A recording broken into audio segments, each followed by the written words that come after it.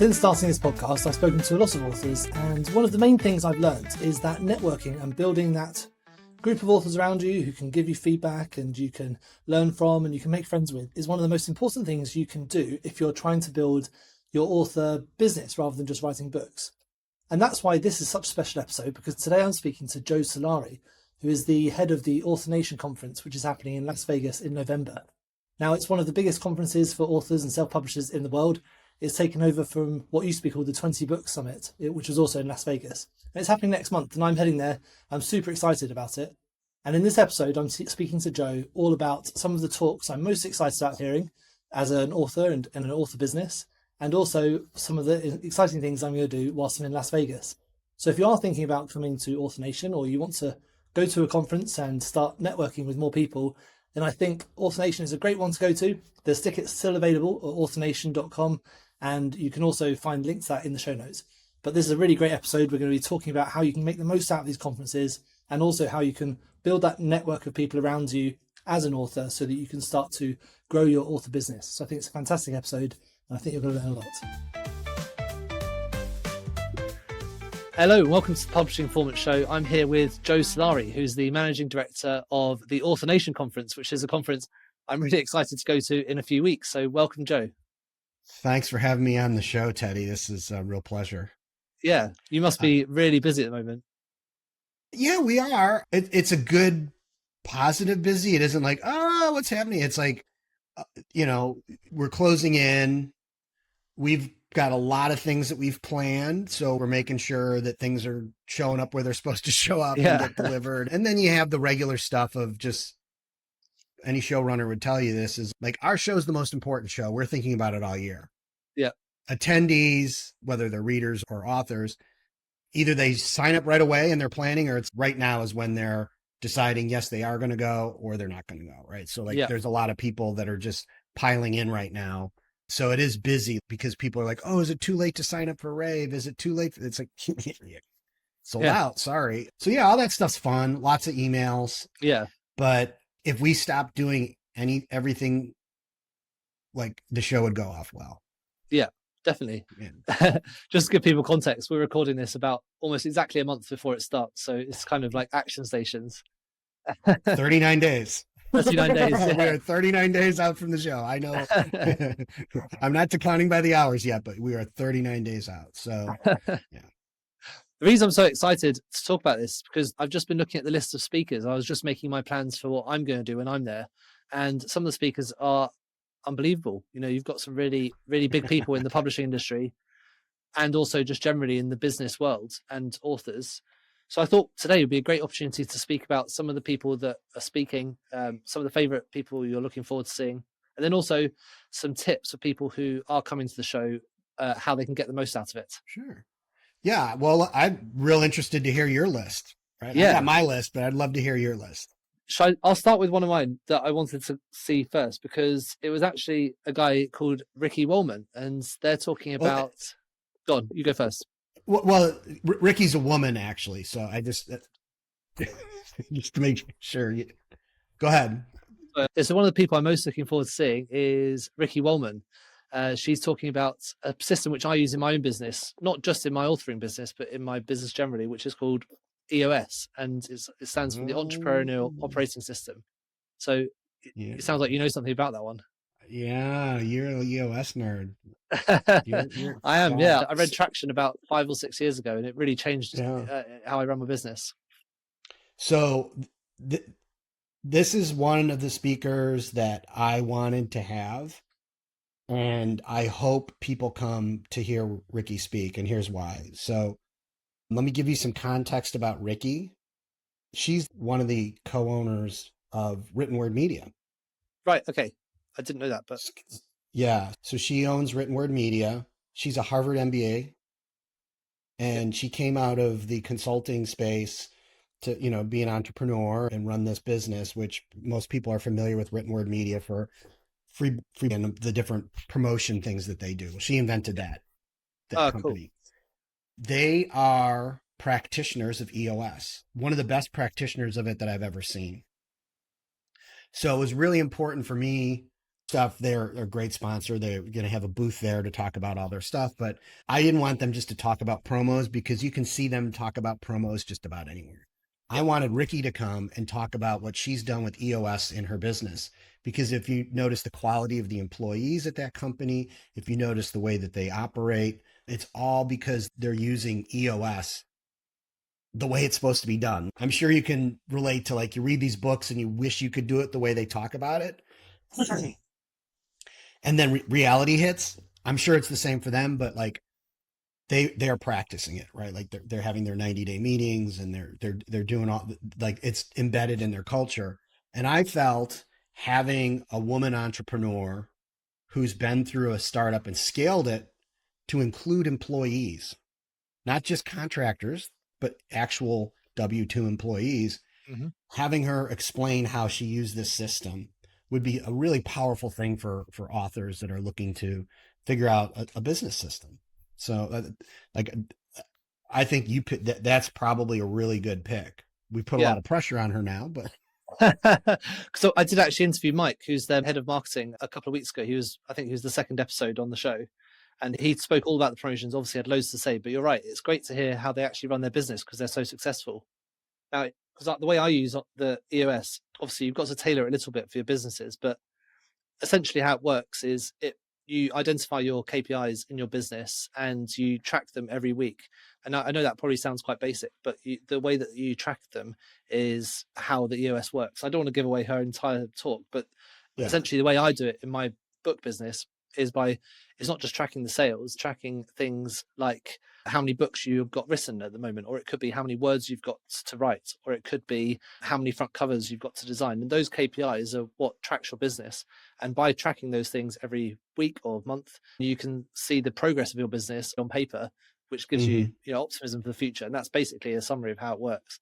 Um, Yeah. And I think that when you finally get solidified around those KPIs and you're understanding this is my end game, whatever yeah, that is, right? Everyone's like, well, I want to make money. Well, yeah, but it's a cascading effect. So thinking about, like, well, if I want to sell more books, my KPI is book sales. What are the things that influence book sales? Well, that's where it starts to get a little more nebulous. But as you think on those topics, like audience building, if I don't have an audience, I can't sell books to that audience, right? So I'm going to yeah, drill down, build that out. And then you can actually see a train of connective tissue in your business that is feeding that over time, right? And the one function that we can't control is time in our patients, right? yeah. But for a long time, you're not going to see any movement on that KPI, but then you will, and you can then track it back and go, oh, this is the part that's really making it work. I'm going to put more effort on that and less effort on these other things. And then it speeds up and speeds up, and it really becomes a system. And I think that's what's one of the good things about book business is the KPIs are relatively straightforward. If you've got a normal products business, you might be tracking things like manufacturing and shipping times and all these sort of things. Whereas with a book, the KPIs are easier to identify. But still, it's really important to make sure you're staying on track because, you might find that even by one of your KPIs being the amount of words you've written, just by tracking that, you can then see how quickly it takes you to write books or how many sales you're going to make. So, yeah, really excited about that talk. Well, I was going to say, probably the big one, my biggest one that I want people to see, and I'm forcing you all to see it, is right after the opening remarks on Tuesday, we are going to have Andrew Davis, who is a Okay. professional speaker. Yeah. And he's going to be this session called the Curiosity Factor. Yeah. And besides being a very entertaining speaker, he's kind of guy that it'll transform the way you think. And his ideas around challenging what makes people engage is going to be real interesting. And it's demonstrated to you live on stage. And so I think that is important because as content creators, we've kind of been duped into giving away our product for free. And what I mean by that is, oh, you want to get visibility, you need to create social media content. And how is that content going to be presented and how is it supposed to be done? Well, here's this latest update on what we think works in the algorithm. And then we all drive to that, right? We all run to that particular set of like, I'm going to do a 10-minute video or do a 30-second video, whatever it might be, right? Hmm. Versus thinking about how you can be more on brand and building, a connection and curiosity with your fan over time, right? Letting that slow boil to really build a longer, deeper connection. It's antithetical to what most marketing is talking about because most marketing is being subverted to what works for a social media platform to capture attention. So Yeah. I think that that'll be one that a lot of people will come off of, and it'll also kind of set the tone. I feel sorry for all the speakers after him.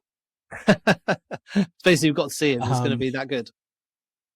yeah, I've seen him present on other topics. I am highly confident that the level of speakers that we have, people like him that we're bringing from outside the industry, because we're bringing a lot of people from outside the traditional publishing circuit that you see, are of an exceptional level that Yep. you've never seen at other shows. Also, the level of speakers in the diversity of speakers in the sense of how they're making money, right? Yep. We all, it's just human nature to appreciate others' success, right? Yep. But we're showing you there's a lot of different ways. There's many ways different up the mountain. Well, let's show you some of them, right? Instead of just showing you the same trodden path with 300 hikers going up Everest, here's some other ways. They may be more difficult and treacherous, may take longer, but they may be better suited for what your business practices are going to be going forward. Yeah, that's great that you're bringing so many people from outside the industry, because one of the things I speak to writers a lot about is they're so worried about the writing that they don't focus on the fact that they're actually writing a book in order for it to be a business. Like, for the most part, some people just are writing and that's fine, but they're not going to make money if you're just not concentrating on business aspects of it. So by bringing those people in from outside of the industry, you can get that fresh perspective. So I think that sounds like a really great talk, that one with Andrew Davis. And there's several others, we only have so much time on this, but we spent last year going to other events like Social Media Marketing World and getting people to this event and not just saying, hey, come speak, because every speaker is looking to speak, right? It's Yeah. finding people that we felt, we being Sue's, my wife, and I, could help the industry and can either give us a shock and wake us up or help us rethink some things that we may be thinking about in our little bubble. And part of that process was explaining to them the industry, because what's really cool is you go to some folks and they're maybe amazing at a particular type of marketing. And then you explain to them, hey, there's this group of people that are publishing fiction and nonfiction and they need help. And they're like, wow, I love, and maybe I have to tweak a thing here or there for the different product type, but like, yes, it's applicable. So yeah, there's a lot of space and time going into demonstrating that this needs to be, a situation where we bring fresh blood in. Yeah, yeah, definitely. I mean, there are still plenty of people talking about stuff specifically for authors, though, as well.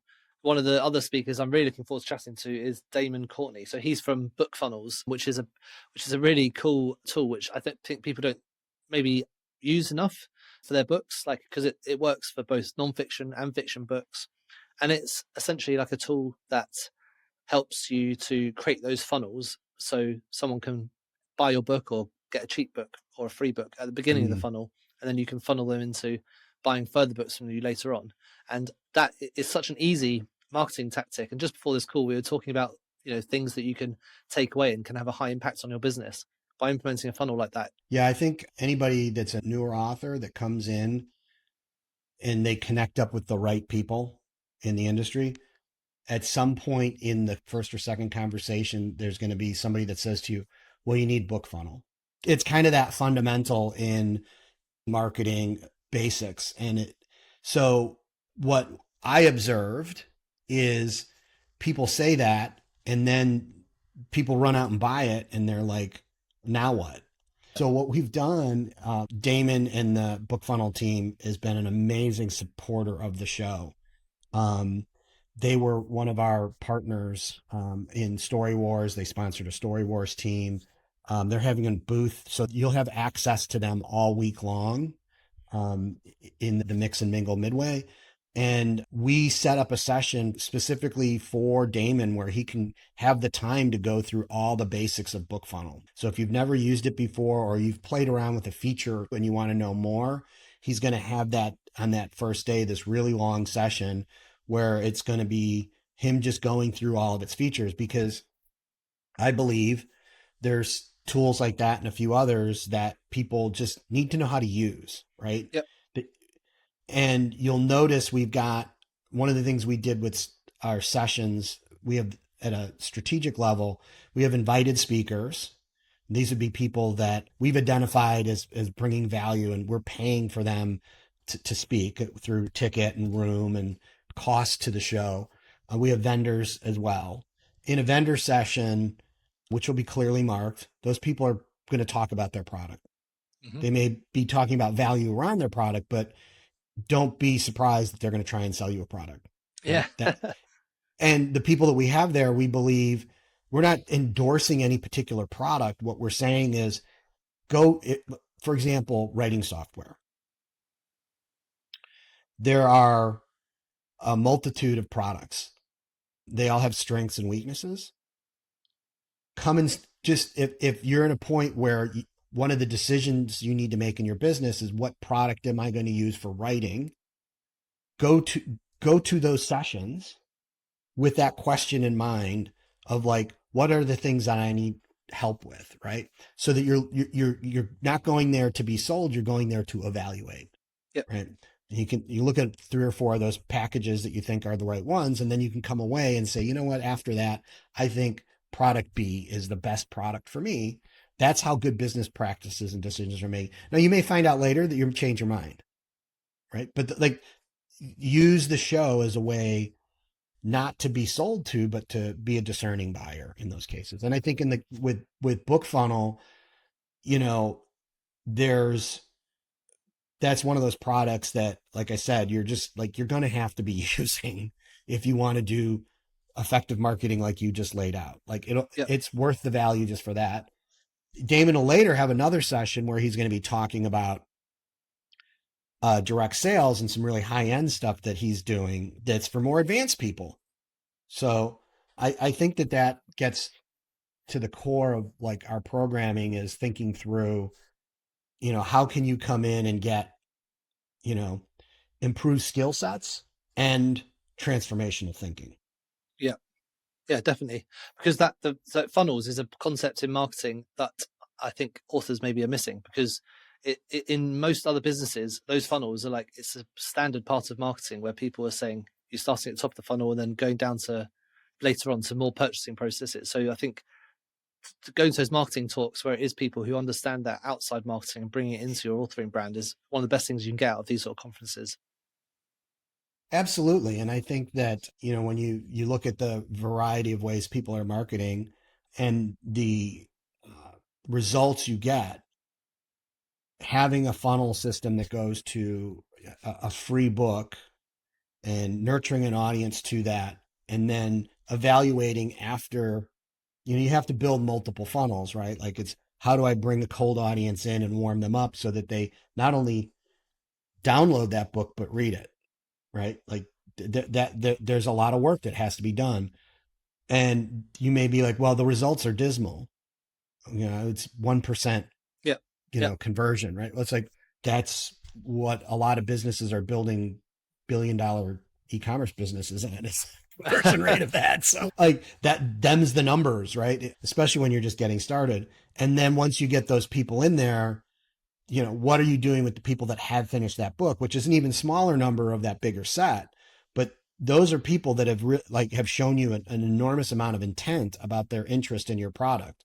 And too often we get focused on trying to keep filling the top of the funnel, and we don't spend a lot of time on that. Okay, these 10 people that came through that funnel, have I asked them to buy my book? Yeah, Right. definitely. Like, Those so those fans that's, are the ones that are going to give you the money, like in the long run. yeah. Yeah. And, part of this is having a system that shows you the results, right? Like too often, I think it gets to be about with funnels, and I know there's not a funnel call, but like we're always worrying about the 99% that don't convert, not the 1% that do.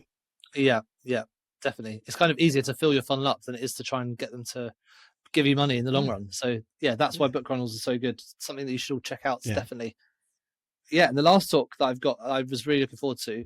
Not that I'm looking forward to others, but this is one I particularly wanted to speak about. Was Jeanette Strode. So she's talking about yeah, subcontracting in your business, because I think a lot of writers think, oh, I've got to do everything. I've got to write this. I've got to do all my marketing. I've got to do the editing. I've got to create the front cover, and that's like massive overwhelm.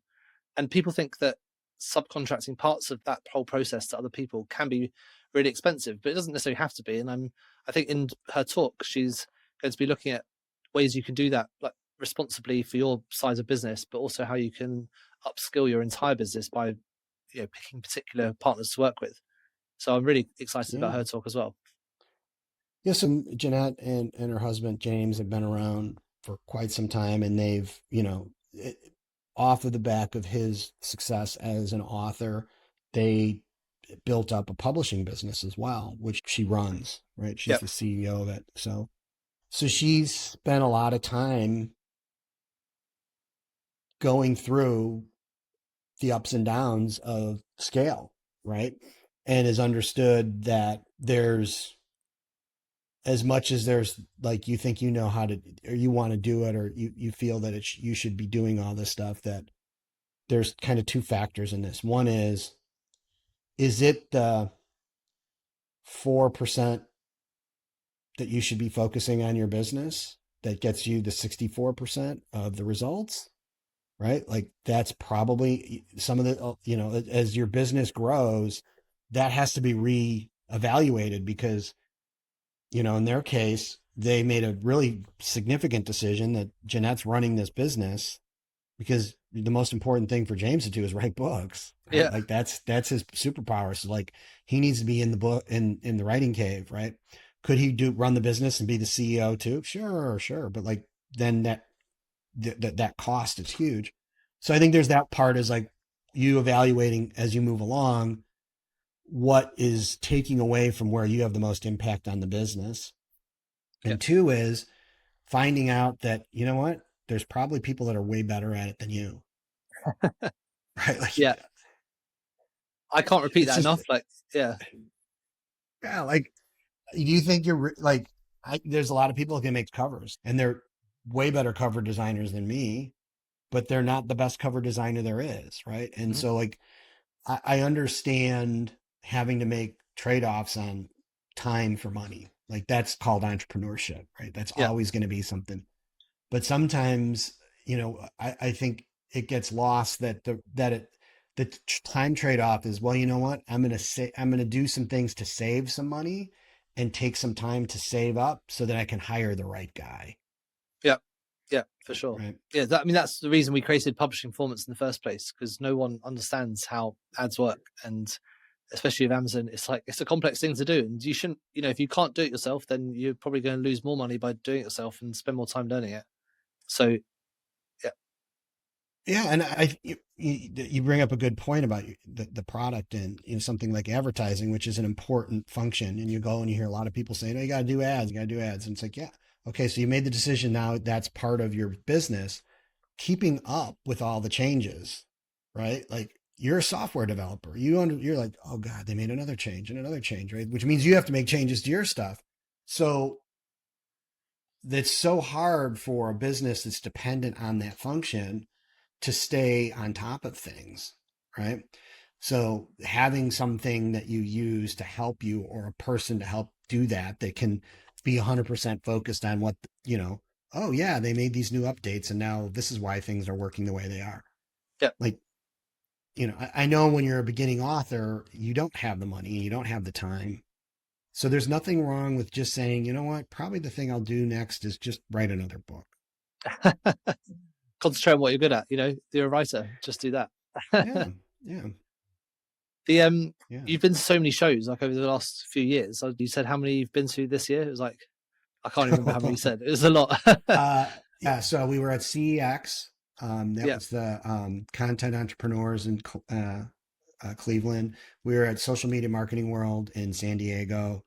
So, and then, you know, the two of those were solely to identify how we can find content or, you know, evaluate how others are running their show. Like we're there to poach ideas and like we're friends with the guys that run Social Media Marketing World now because we just made sure that we contacted like, hey, we're running a show too. Like, tell us how you did this because, you know, their show's much smaller than it was post COVID than pre COVID, but like it's scaling back. But you know, that was one of the biggest social media. It's probably still the biggest social media marketing event with some of the most preeminent people there.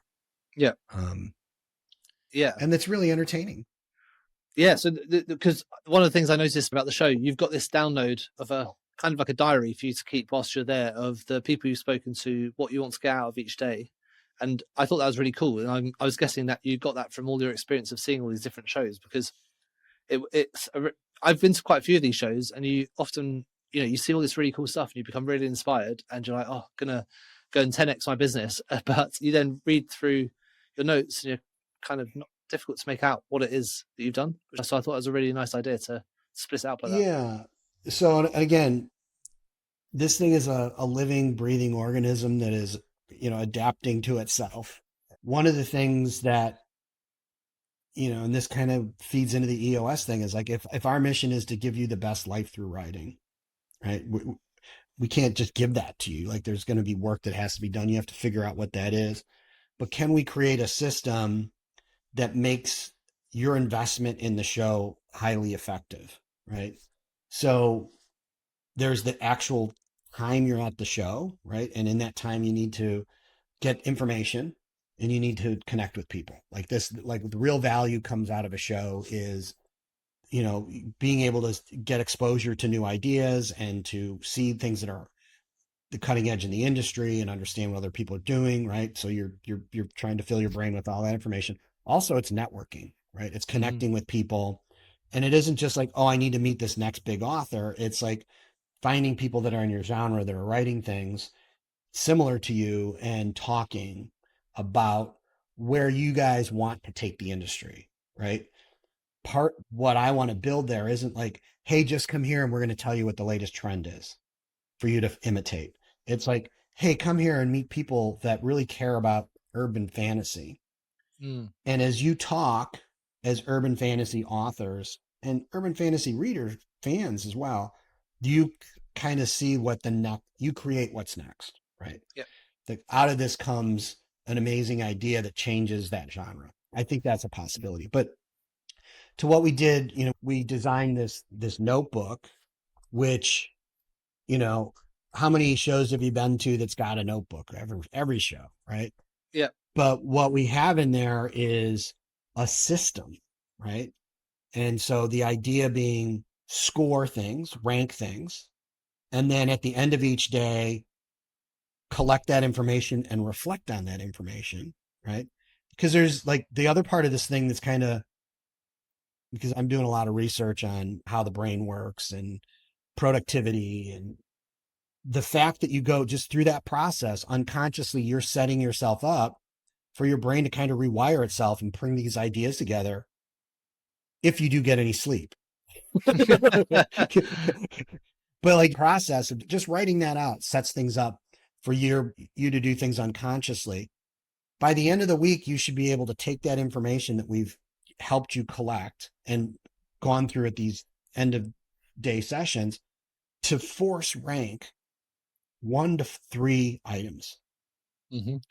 And my goal is for everyone to go away with one high impact, low effort item. Yeah. You know, we've got over 1,000 tickets sold. If those 1,000 people come away with that one thing and they go do that, that's going to fundamentally change the industry forever. And it's going to make their Yeah. businesses more successful. Will everyone do that? No. But if we see 25% of people do that or 50%, this show is going to be the most effective show on the planet. And I hope people understand that like we're thinking about this thing this way, right? That's why we built the community.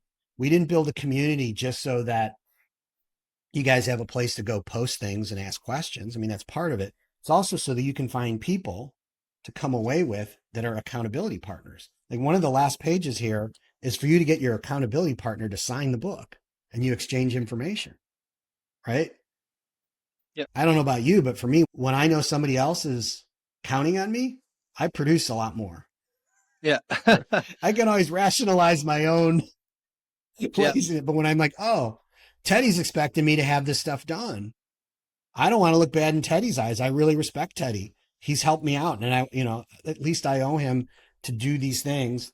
And then you're thinking the same way. I was like, I don't want to disappoint Joe. Like Yeah. we signed that's those systems. Like that's really simple stuff. Like we learned in the buddy system, right? Like that's from Boy Scouts. It's not Yeah. something we came up with. Right? Yeah, that's why I thought I went through that download and I was like, this is amazing, because you do get a notebook with every conference, but you don't get it laid out in a way to get the most out of those conferences. And it kind of leads into one of my top 3 tips that I thought we could come to a close with. I think when you're taking notes, that accountability thing is great, because the most important thing is to try and make a note about the people you meet and what you talked about, so that then when you do follow up with them later on, you've got a reminder of that conversation. And again, it's that accountability. What did you agree? Follow up with them and say you're going to do that. The second one is try and do the nighttime stuff, because you're going to be tired, but that is where some of the fun conversations happen. You can have a good laugh, but any conference is a good chance for you to meet people in a slightly less formal way. Maybe you've got a beer, or you're at a restaurant, or you're in one of the more communal areas. Don't overtire yourself, but try and meet those people in the more informal spaces. And the last one is just to try and speak to as many people as you can, because you never know where those like serendipitous moments are going to come from. Like obviously the talks are really important, but it's the speaking to people afterwards. Like if you like to show, go and speak to the guy that was talking, because he'll be around somewhere and say, hey, I like that. I like this aspect. You never know where that's going to go.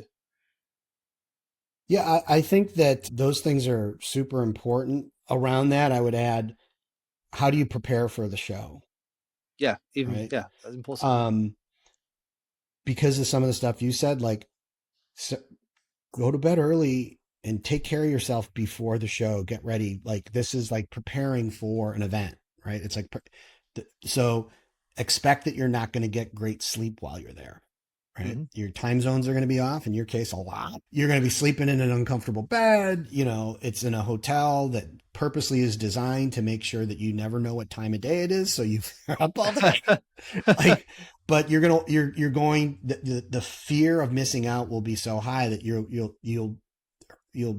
it'll be detrimental to important things like sleep. So you prep for that, right? And be prepared afterwards to catch up on that stuff. Yeah. We sent out to everybody kind of a pre-planner to think about your intent, because you won't get the physical notebook until you're there. Yeah. So thinking through, like, what are my objectives at the show? And you've touched on like the key things, but it's like, if you're wherever you're at, think about where you're at and what you need to get to whatever the next big milestone is. So if you haven't published, that when you go back next year, that you're published. If you're not profitable right now, what it needs to get to where the business is generating its own cash flow. If you're at a point where you're having success and you're just trying to figure out your business, like have intent and think through what is important to me as the shareholder and the person that does all the work. What's important for me to have my business do for me, not the other way around, right? And then go with that intent. And so your questions are all infused with those thoughts so that you're getting the most out of the show, right? When you start writing things in that notebook, it's already kind of pre-prepared. But I would say that anybody that hasn't been to a show like this, if you can come away with a peer group and some mentors, that's probably going to be the thing that gets you the furthest in the industry.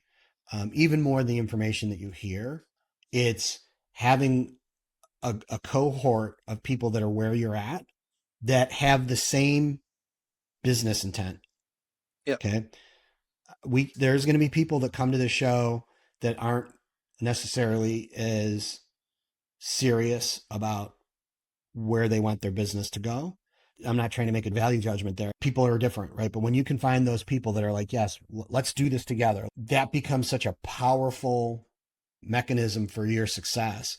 And then to have some people that you trust, that you're prepared to hear the harsh stuff from, that are going to say, that you respect where they've gotten. Now, understand this: if you're going to ask them for help and advice, you'd better be prepared to do what they say. Yeah. Right. I think that's probably why more high success authors tend to get tired of new authors, because they'll come up and say, what do I need to do to get what you got? And they lay it out and they're like, oh, that seems like too much work. Yeah. I'm not sure if I really want to do that. It's like, okay, well, you asked me how I did it, and this is how I think I did it. So I don't have another option for you. Yeah. I'm not going to come up with the one that fits you, that's going to work. You said my results, my way. Like, this is how I did it. Yeah. And some of the authors speaking are so successful. There's going to be so many bits that you can get from listening to them speak on stage, but also chatting to them afterwards. These conferences are a great chance to get to know people and make friends and get really good insights from people who have been there and done it. So that's why I'm so excited about coming. We've got a diverse group of authors in the sense of ways that they've had success, levels of success, right? Too often we get wrapped around the axle of like, this person's a 7-figure author. They are, but a lot of the things that have happened for their success may not necessarily be reproducible by you. Yeah. What is the stuff you can take away from them? A lot of times it's around their commitment to the business, their practices. There's also people you should be listening to that maybe are just a little bit ahead of you, that are trying some other stuff. They haven't attained the 7-figure status or whatever it may be that we attribute as shorthand for success, but they're doing the work today. Too often we think about the idea of the port of call, right? We're trying to get to that. We're sailing the ship to that port in the Bahamas. One day we'll get there, right? That's our destination. In the meantime, we're on the ship, we're changing the sails, we're checking the compass, we're following a course. Like, that is getting there, right? And if you don't do that stuff, you never get to the end destination. And that's the part that we're trying to help people see, is like, okay, well, maybe the end destination isn't 7 figures, right? There's some people that I think should be listened to that are running businesses that are maybe just doing $180,000, right? But they're immensely profitable and they perfectly fit that person's lifestyle. Yep. Right? They've built a business that serves them, right? Making 7 figures is not their goal. The goal that they've hit is their goal, and it's like they're crushing it. But too often we get sucked into this prestige and status, and that's not the reality of this industry. Is that those are the outliers. Yeah. Yeah. Great. Well, I mean, I'm really looking forward to coming to the show. Where's the best place for people to get in contact if they want to get tickets still? Yeah. So you're 39 days, 1 hour, 7 minutes away from the show opening up. You would go to authornation.live and get your ticket. And then, the show is in Las Vegas. Monday, November 11th is our industry day. Then we go into 3 days of author programming. And then the last day is our rave event, which is all about readers. We bring readers in on Thursday evening through Friday evening to create a environment full of people that like books and listening to books. And hopefully you've got a table there that you can sell them some books. Great. Really good. I'm really excited. Looking forward to catch up with you when we get there. Well, what we've done with the space is we've increased the area where people can hang out, and we've rented furniture. So there's going to be more hangout space in our space, that you don't necessarily have to be in the casino, and there'll be bars open in the evening. So the whole idea is to facilitate that stuff you're talking about. I know for a fact some of my most successful clients that I work with on the business coaching side, their big breakout came from conversations that happened after hours between 1 or 2 people, and maybe they decided to co-write together, or that person gave them that tidbit of information that was what changed things. That's the magic, right? That only happens like we facilitate this whole thing, and then people show up and make the magic, right? Yeah. It's kind of like going to a concert. You need the band, but if the audience isn't engaged, it's not the same show, right?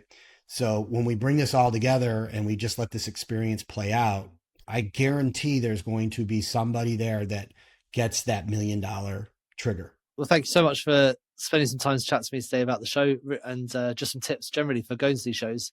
Yeah, head to Author Nation to get your tickets if you still haven't got one yet. And if you are coming, drop me a message and I'll see you there. But thanks for joining us, Joe, Right. and I'll speak soon. Thanks again, Teddy.